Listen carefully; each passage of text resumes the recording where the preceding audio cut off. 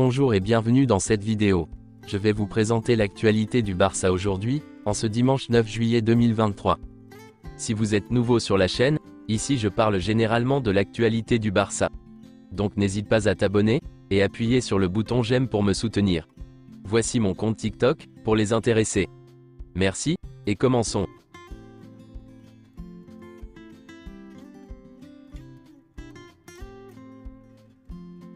Selon Mundo Deportivo, le 20 juillet, Barcelone et la Liga s'affronteront devant le tribunal, au sujet de l'enregistrement de Gavi en équipe première.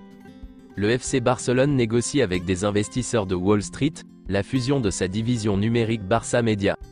L'opération représenterait un apport économique important pour le club. Le FC Barcelone est mécontent de Nike.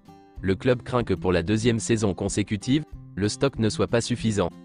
Le Barça n'a reçu que la moitié des produits commandés. Depuis la fin de la saison, Ansu Fati suit un programme physique spécial, pour retrouver sa meilleure forme, en se concentrant sur le travail de sa puissance physique. Le joueur veut gagner une place au Barça.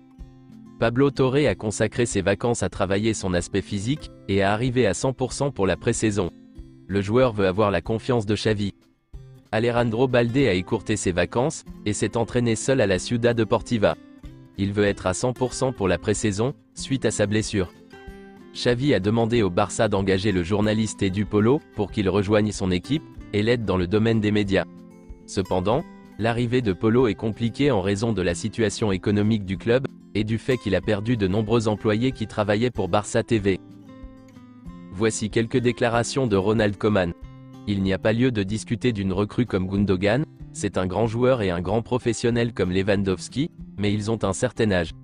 Pour l'avenir, il vaut mieux signer un joueur de 22 ans, qu'un joueur de 33 ou 34 ans. Lorsque j'étais entraîneur du FC Barcelone, il n'y avait pas d'argent ni de possibilité de signer. C'est alors que j'ai vu des joueurs comme Pedri, Gavi, et Nico, de très bons talents. Je sais qu'en tant qu'entraîneur, il y a toujours un risque de se faire virer si les choses ne vont pas bien. Cependant, je pense qu'il est important de bien traiter quelqu'un, qui a été important pour le club. Pour moi, Laporta n'a pas été honnête avec moi, et j'ai certaines idées à ce sujet. Je pense qu'Oriol Romeu pourrait sans aucun doute remplacer Busquets. Il l'a déjà montré par le passé, et il le montre maintenant avec Gérone. Cependant, il a un certain âge. Je préférerais signer un joueur plus jeune, qui jouerait pendant plus d'années. Jouer un bon football offensif est compliqué. Par exemple, Manchester City a un bon plan.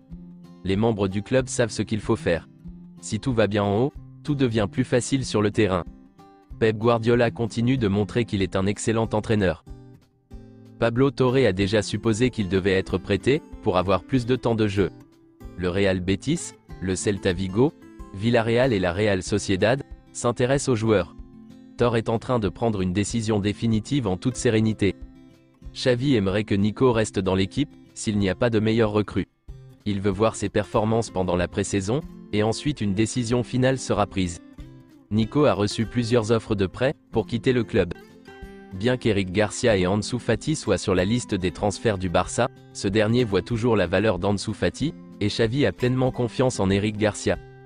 Selon Mundo Deportivo, initialement, le Barça et l'Athletic Paranaense s'étaient mis d'accord sur un montant de 35 millions d'euros, plus 10 millions d'euros de bonus, mais les choses ont changé.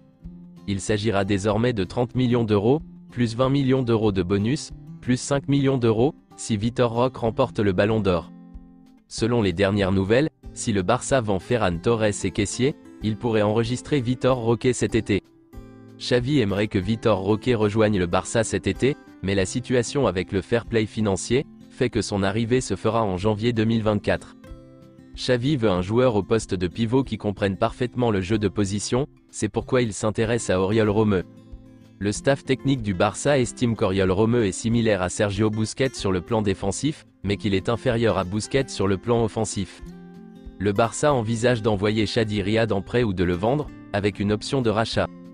Quelques-unes des équipes intéressées par Chadi Riad sont Almeria, Watford, Andorre, Sporting Gijón, et Valogic.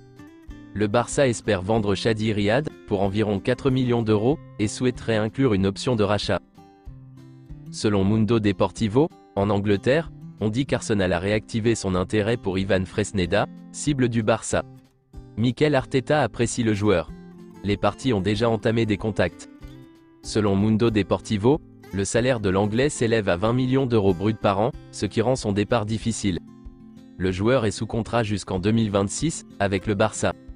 Selon les dernières informations, plusieurs clubs de Première Ligue seraient prêts à entamer des négociations avec le FC Barcelone, dans les prochains jours.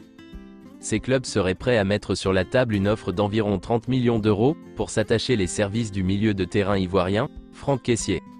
Un accord de transfert pourrait donc être conclu rapidement, offrant ainsi à Franck Kessié l'opportunité de rejoindre le football anglais, après avoir été au centre de plusieurs rumeurs de départ vers l'Arabie Saoudite. Le jeune attaquant espagnol du Barça, Ilyas Akomar, va quitter le club, pour rejoindre Villarreal. Ilyas Akomar quitte Barcelone gratuitement, c'est confirmé. Il a déjà fait ses adieux au club, à ses coéquipiers et aux supporters.